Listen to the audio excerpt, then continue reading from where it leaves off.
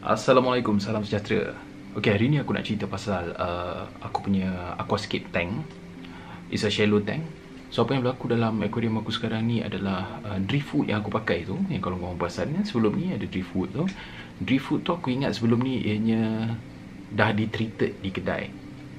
Of course lah, bila aku ingat di-treated tu pasal harga dia lah kan. Rupanya is untreated driftwood. So apa yang berlaku adalah bila aku masukkan ianya ke dalam aquarium aku, dalam tank aku, untreated driftwood ni dia akan ada karbohidrat dekat dalam dia. So bila dia ada karbohidrat dekat dalam dia, kita rendam dalam air, karbohidrat ni akan start keluar. Bila keluar, ianya menjadi tempat yang sangat sesuai untuk fungus. Dan fungus yang ada dekat sini adalah berwarna putih, slimy macam tu. Dan ianya macam selaput di setiap dahan-dahan ranting yang ada. Benda ni biasa. Sebenarnya korang boleh treat dia dekat dalam tank juga. Cumanya bila treat dia dekat dalam tank, selaput ni dia tidak berbahaya kepada manusia, kepada ikan apa semua, tak ada berbahaya pun. Cuma masa sahaja. Jadinya benda ni akan hilang sendiri. Ianya akan ambil masa, mungkin beberapa hari, mungkin beberapa minggu, mungkin beberapa bulan. So bagi aku malas nak tunggu. Katalah benda tu selepas 2 bulan baru dia hilang semua, lambat sangat. Plus mata aku dah sakit sangat tengok benda tu. Dan selain daripada tu, benda ni pun dia buatkan air jadi cloudy.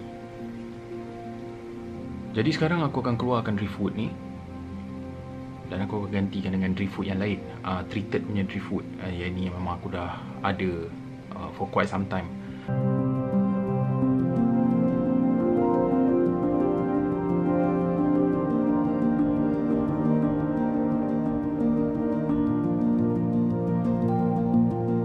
Dan dekat sini juga korang boleh nampak selaput putih tadi yang aku bagi tahu.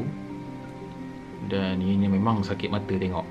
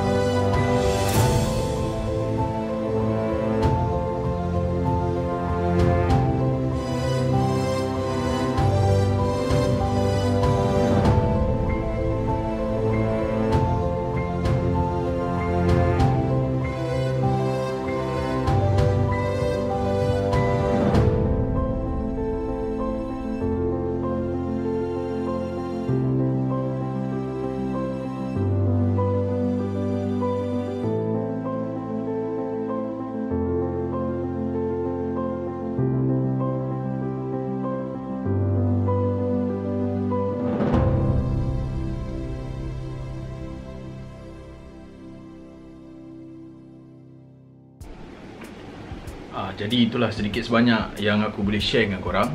Aku nak kata aku pandai sangat tak, kita sama-sama lah belajar benda ni. Lepas tu aku dah sediakan, so sebelum ni ada orang tanya berapa kos apa semua, so aku dah letak bajet kat sana. Sekejap je, korang pause lah kat situ, korang boleh baca lah. Dalam tank aquascaping ni yang paling penting adalah planning. Sebab kalau korang tak plan betul-betul, korang akan end up berbelanja banyak RM. Okay, itu je lah yang aku boleh kongsikan. Selain daripada tu, untuk beginner, aku sarankan supaya korang tak cari shallow tank macam aku ni lah. Sebab korang kena ingat tank ni 45 kali 30 kali 15. So tinggi dia cuma 15 cm sahaja. So agak pening kepala bila aku nak set up untuk dia punya filtration system. Aku tunjuk korang So ini kanister yang aku pakai, CY20 Resun lah. Resun ke Resan ke aku tak tahulah. So filter dia aku terpaksa letak macam ni. Ini buat sementara lah. Sebab yalah, ni yang aku maksudkan, 15 cm. Hanya 15 cm sahaja. So agak susah korang nak work with this tank. Itu bagi aku lah. Sebab aku selalu bekerja dengan tank 4 kaki. Ini first time aku main shallow tank size macam ni. Tapi Alhamdulillah, lepas aku dah take out drift food yang tu, okay lah. This one much better lah bagi aku. Kenapa aku buat tank ni? Sebab yang ini aku tak pernah work with it. So itu yang aku nak try shallow tank. Dan kenapa ianya kecil? Sebab aku nak save cost. Substrate pula aku memang selalu pakai ADA. Aku tak ada experience gunakan substrate yang lain. Lepas tu additional lah, kalau korang nak beli untuk filtration system korang, dan untuk korang boleh pakai juga dekat dalam korang punya tank, will be lava rock. Lava rock ni boleh sebagai decoration dan boleh juga digunakan sebagai filtration media. Lagi apa lagi aku boleh share dengan korang? Untuk beginner aku sarankan korang, kalau korang berminat lah, korang nak start buat benda ni, yalah PKP semua duduk rumah, tak ada apa nak buat, benda ni korang boleh buat sama ada korang sendiri, kalau bujang ataupun dengan family. Boleh sama-sama bercucuk tanam. Okay, aku suggest korang try to work with tank yang 30 kali 30 kali 30. So height dia 30, korang pun tak payah pening kepala. So macam yang ni, aku nanti mungkin, aku tak tahu lagi untuk filtration system dia sama ada aku akan teruskan pakai kanister ni. Sebab kanister ni sekarang flow dia kuat. So bila nanti aku nak masuk beta dia perlukan air yang tenang. So mungkin aku akan pakai hang on bag filter, hop filter. Tapi hang on bag ni aku kena modify sikit. Sebab aku kena potong kaki yang turun yang masuk ke dalam air tu. Sebab kebanyakannya paling pendek yang aku jumpa 16 cm. Sedangkan yang ini adalah 15 cm sahaja. Mau dia terbenam dalam substrate aku nanti. So itulah yang aku nak share kat sini. Kalau korang nak try, rasa berminat, rasa nak buat,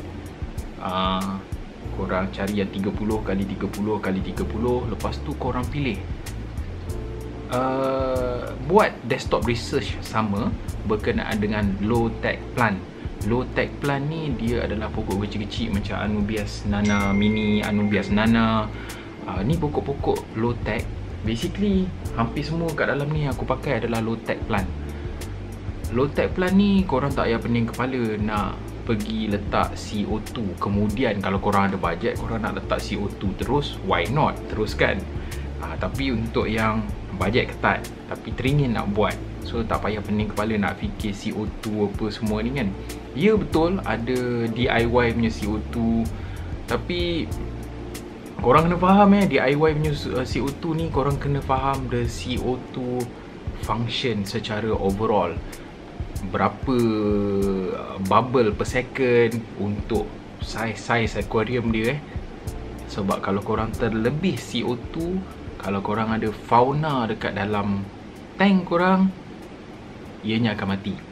Lagi apa lagi aku nak share dengan korang? Untuk aquarium ni, tank aku ni, aku akan run dia. Aku mula-mula bajet nak run selama sebulan, tapi bila aku check sekarang ni, nampak macam dah okey. Tapi tak boleh nak keluar pula. So aku akan run lah dia sepanjang tempoh PKP ni. Alright. Lepas tu nanti from time to time aku akan update berkenaan dengan filtration system yang aku nak apply dekat aku punya tank ni. Tengoklah nanti macam mana. Okay. So takat ni dulu video kita kali ni. Jangan subscribe. Kita berjumpa di video selanjutnya. Yeah.